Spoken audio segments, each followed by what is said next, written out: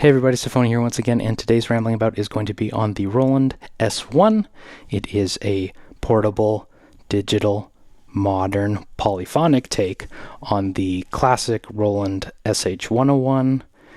It is part of their Aria series. It is rechargeable, portable. It has an internal battery, which I'm using in this video, and it sounds very good. Now, I'm no expert on the Aria series. There is a lot of menu diving, and not in a bad way, but just to say that I think we're going to share some of those experiences in this video for sure. So here's a quick disclaimer. I'm not affiliated with Roland in any way. I bought this used off Craigslist here locally. This video isn't sponsored, nor is it journalism. I'm not here to present it to you or assess it for you. I'm just here to share my experiences and give you a sound demonstration. I'm Tafony, and this is simply a vlog on my journeys with music hardware, and I'm hoping to share that experience with you, warts and all. And more importantly than all that, it sounds like this.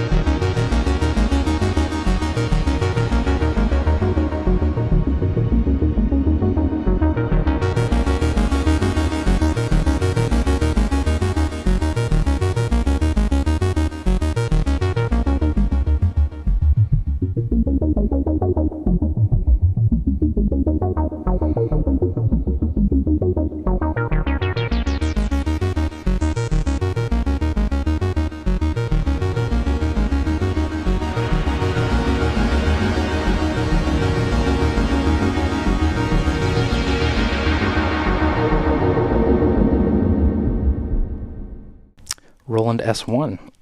So I have owned this for a little bit. I owned it previously, and for whatever reason, I think it's just being in Eurorack out. You always like, the grass is always greener with some of those synths that, oh, I'll just hook it up to the rack, but never getting around to doing it. And today we're going to get around to doing it. Now, with saying that, I was having problems with my TRS breakout adapter, which couldn't, like, the stereo levels were super unbalanced, and I think that is my adapter. But just to say that we are going to run the S1 in mono, and I don't know if the synth actually has stereo effects. Like, is there any significant stereo fielding on that front? If there is, don't pass any judgment based on the lack of stereo field, because I am running this in mono, and we are boosting it to Eurorack level. So that is where I'm at. Now, to get a quick demo going right off the rip here, I'm just going to grab a preset. So in the S1, there is a sort of, the projects are tied to the patterns. So as far as I know, and there might be a way in the manual to do it, but you can't take your presets of sounds and separate it from the patterns, or vice versa. So this project is, or what I would think of as a project, is stored as a pattern. So let's go to the next pattern, and it's a completely new sound. Oh, that's vintage. Now I'm boosting this to your rack level. There are onboard effects, like the reverb.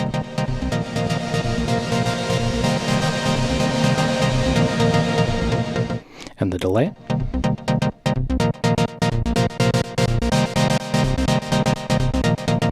It's nice and bassy.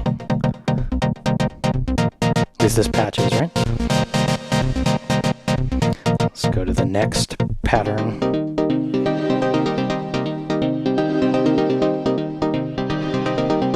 And so I'm showing you those reverbs. And there is motion sequencing of all this, and I am not going to get to that today.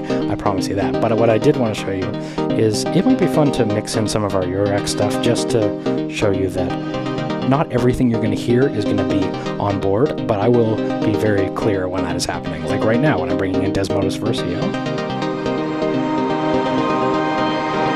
These are the joys of a hybrid setup for me.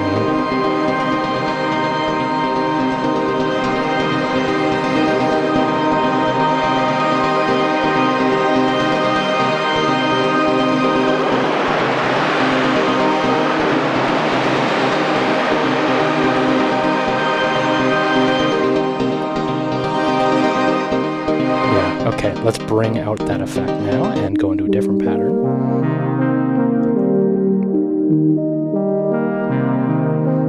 And I have spent very little time with the original SH-101. I never owned one. I borrowed one briefly. I had a bandmate who owned an original who was kind enough to let me play it at one point. I have little experience with it. I played the Behringer knockoff one. And I always loved it. I played the Atlantis by IntelliGel one time, and I also really like that, but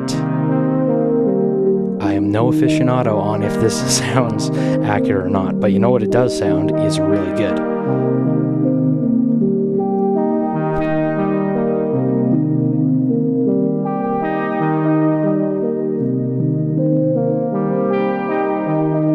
Yeah. So, let's go to another patch just to show you what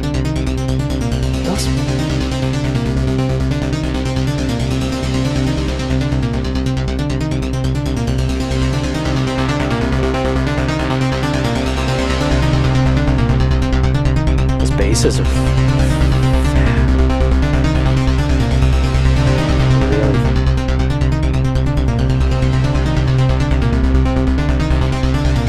Yeah. Anyway, you didn't come here to hear the presets, but if you did, I think they're pretty valuable. Or it's a good idea to show you like the extremes of how great it can get, even if when you start off you're going to sound like this. So So just in how they structure it sense, when you hold pattern, there's these 4 banks of patterns, and remember patterns are like projects, right? At least in my mind. So I want to go to the bank 4, and then I get a selection of the 16, and if memory serves me correctly, we are going to get to choose an empty one here, and I'll hit play, and you can no longer hear anything. So if we exit out of that now, you can see that our sequencer is running and we are at 100 BPM. Let's bring that up a little faster and let's together make a patch. Now, just to be totally clear, I am no master of subtractive synthesis. I'm not going to get into the crazy oscillator drawing and chopping and there's lots on board here that is above my pay grade, but I hope that this video can actually serve as a idea of what you can expect when you get into this originally, right? Because you will probably be looking a lot like I do. So with that being said, we want to pause this for a second, and if you know the meme about just pressing the arpeggio. So there's a bunch of shift functions here, and they're all indicated in this little text below. So what I want to do is hold shift and turn the arpeggio on. And there is a hold somewhere, I believe, but nope. Did this? Okay, yeah. Yeah, okay.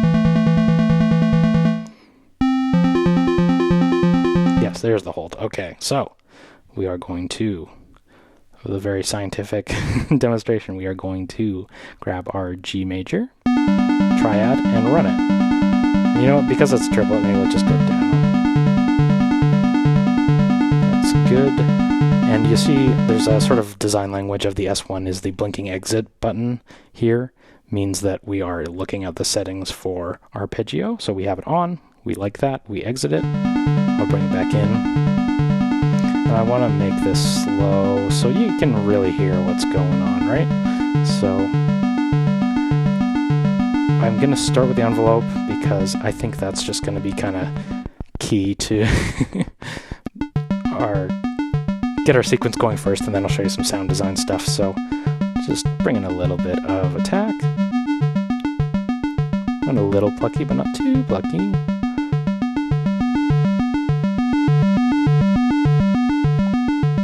I just want like the tiniest hair of release.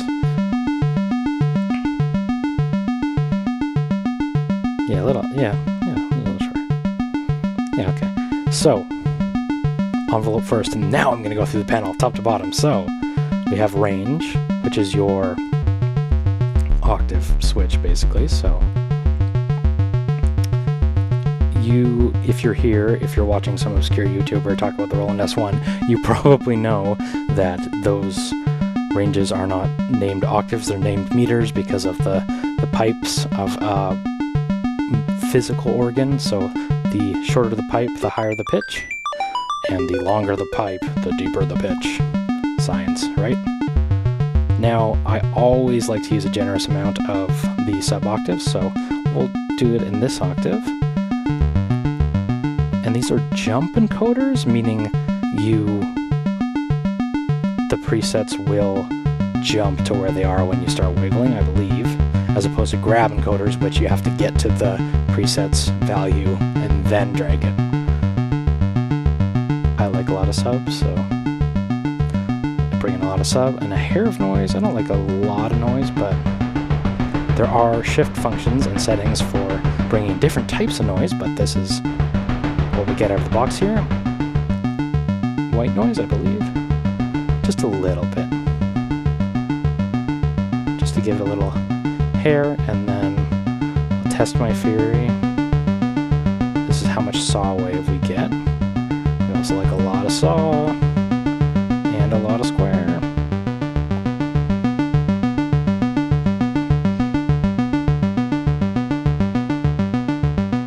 Up an octave. Gets a little too much if we go down one. A little too little, so. There's also, the keyboard on board is actually pretty big. You don't just get one octave, you get two. So there's also a level of, like, you could, move within the octave by going up on the keyboard, but keep that in mind. We want to start doing some filter. So the filters on here actually surprisingly sound really good. And this is the second video in a row where I've said, like, oh, digital filters have a reputation, and then they sound really good. So here's another one. Now, I don't want it to, like, gate it out completely, so what I like to do is bring in a lot of the envelope to open it for us, and a lot of resonance, so it...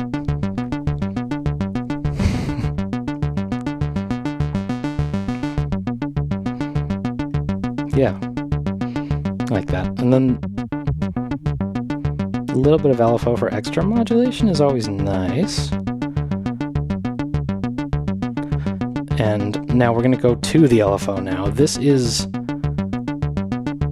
not synced out of the box, I don't think, so I don't know why it wouldn't be on here, but there probably is a shift setting to do it, and I'm just going to try and, like, clock it by ear or till it sounds good. I always think that's weird that they don't, don't I want clocked modulation everywhere, right? I don't know. I guess that if you're of the opinion that that makes it a envelope and not a LFO, then maybe that's a simpler language for you. This rate is like audio right at the top, but we'll go back down.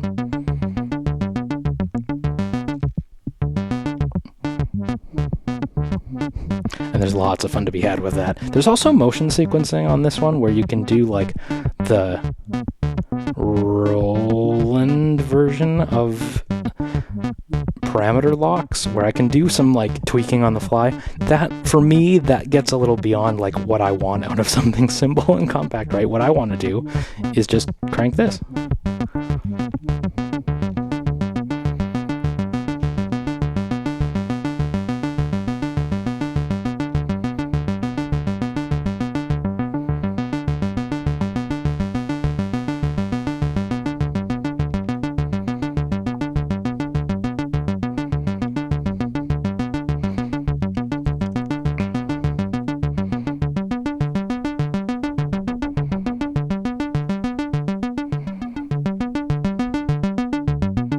Yeah, the sub sounds so fat. I mean, I know it's like the staple of the 101, the classic one, and it sounds great here too. So let's bring in some reverb. And you know what else sounds great too? It's this reverb.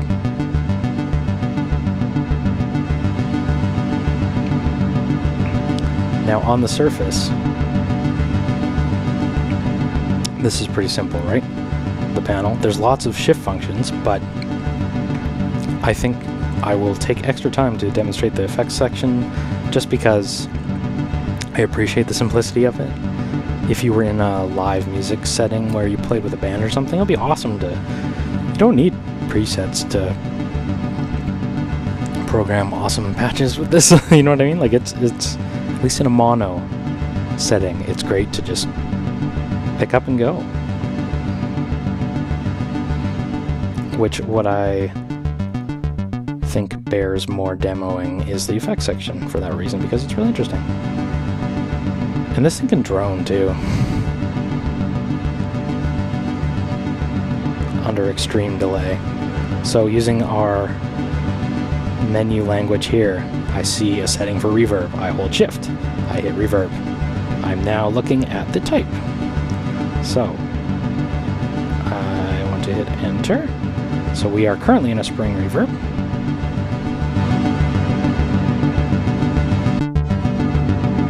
This is nod. I don't know what nod means. Maybe that's none.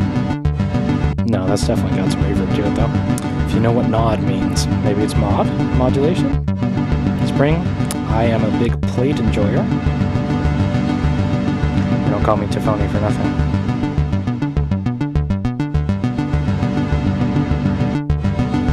Hall. I wish it got a little wetter though. Even like fully cranked, it's a little too dry for, you know. So what you do end up having to do,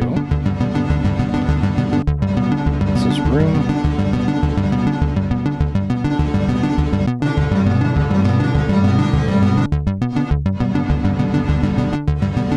The spring's nice. I don't know what it is about.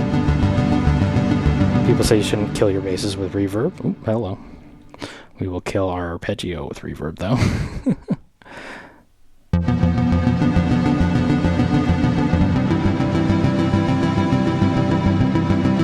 You can do a different arpeggio. People say you shouldn't kill your basses with reverb, but I find spring reverb, like, on the grandmother, too. It sounded really good.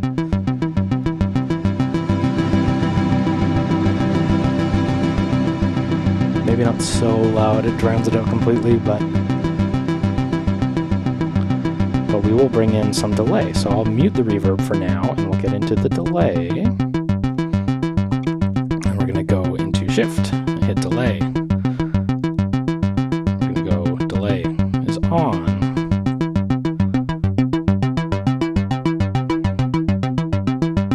And I think this might be delay sync. Combine this with the reverb. I'm going to go up an octave.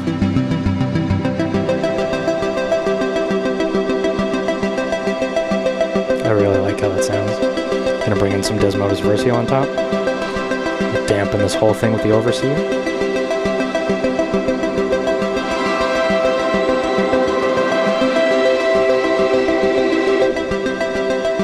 Yeah. It can drone. It can sound really beautiful. Sorry. Oh, where were we? Okay, so let's get my chord going again. And we need to get back into the shift setting for my delay. Okay. Don't know where it went, so we've got sync. Okay. Okay, so I am in the settings. See, this is some of the manual menu diving quirks.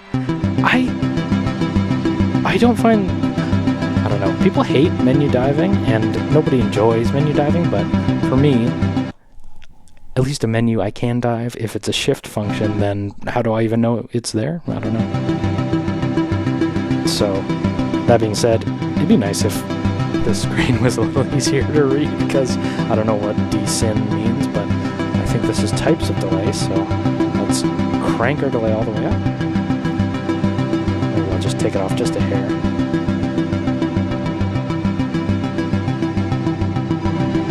Take off our reverb and you can just hear the delay. This is feedback. Okay, high cut. Okay, so these are the different delay settings. Okay, so this is sync, on or off. Yeah, I definitely want sync delay. Okay, that makes sense. So delay sync, we want it on. Time, I'm assuming? Okay, cool.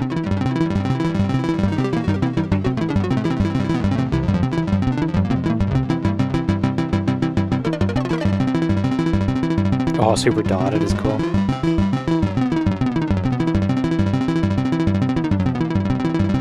Yeah, I like that. Okay. It's time, and then Lou. What is Lou? Oh, level. Level. It's gotta be level. Okay, I don't know. I thought this was level, right? I don't know. Okay. We'll leave level up. Feedback. Can you make it like self-oscillate if we crank it? A little bit. I almost want to use that.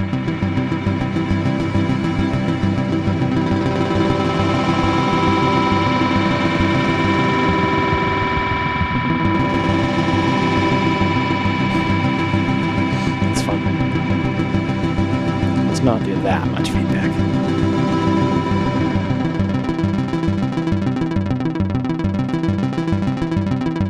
Yeah, I usually say I'm not a huge delay guy, but you know, cut the low end. Yeah, actually, you know what? It does sound good to cut a little bit of low end. Yeah. I'll leave the high cut in, because I love shimmer reverbs, and I want to, you know, not that this is a shimmer reverb, but I want to leave that high end in for sure. And some reverb. And then, Demotion. So let's try this. There is a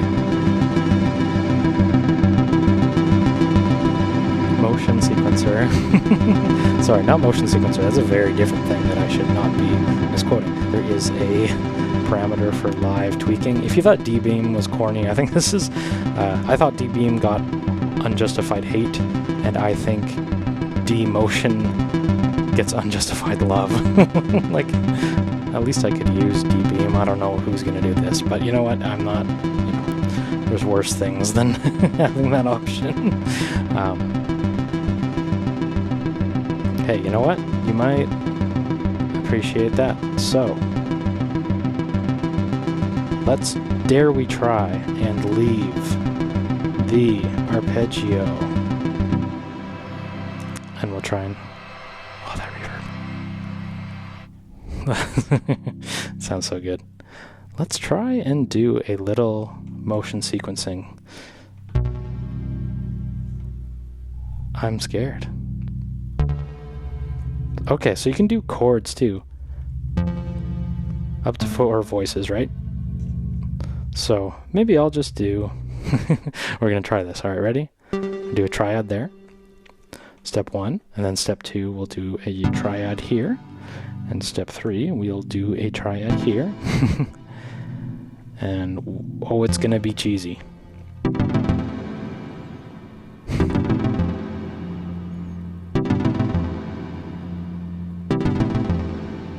And I don't know what the full is telling me. I think I'm actually gonna wanna bring my BPM all the way down. I wonder how I hold these.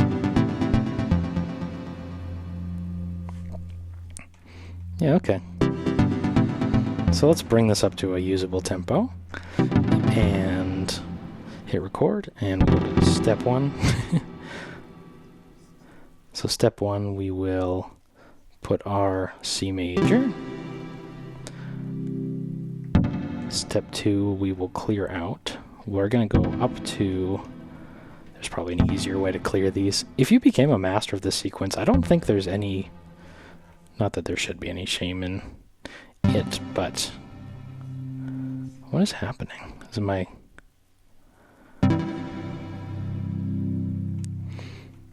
X... I don't know. If you know what's happening, please let me know in the comments. I'm just kidding. Hopefully we'll find out in a second. Yeah, is it because my... You can also do live recording, but without a metronome to...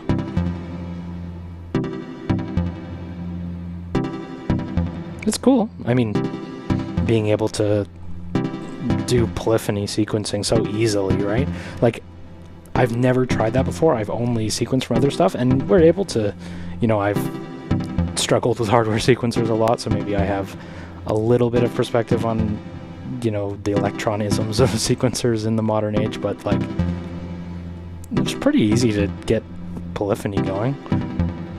And that's more than you can say for electron sequencers usually, so that's, yeah.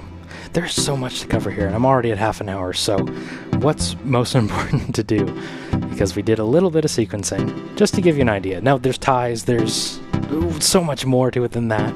There's settings here for everything, right? There's a way to change the delay or the reverb. I can't remember. One of them you can change to a chorus effect, which is also, like, super useful, and I appreciate the heck out of that, because I would trade my delay for a chorus into reverb for sure. But there's oscillator draw, so you can, like, do your own digital wave shaping. There is different octave modes for the sub-octave. What else can I talk about?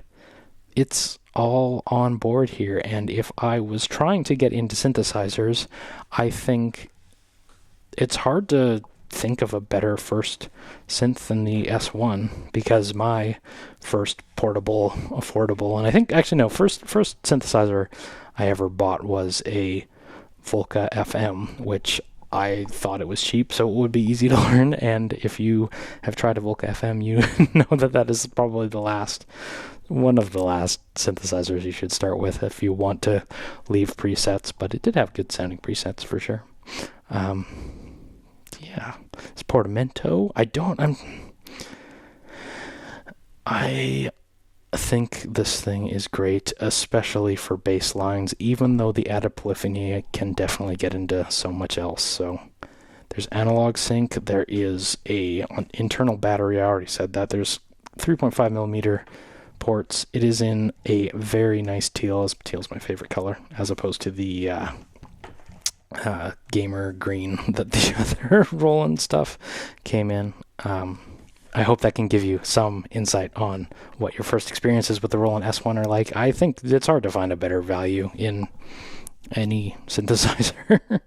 All right, I'm Tafony. Thank you so much for watching. Take care. I'll talk to you soon.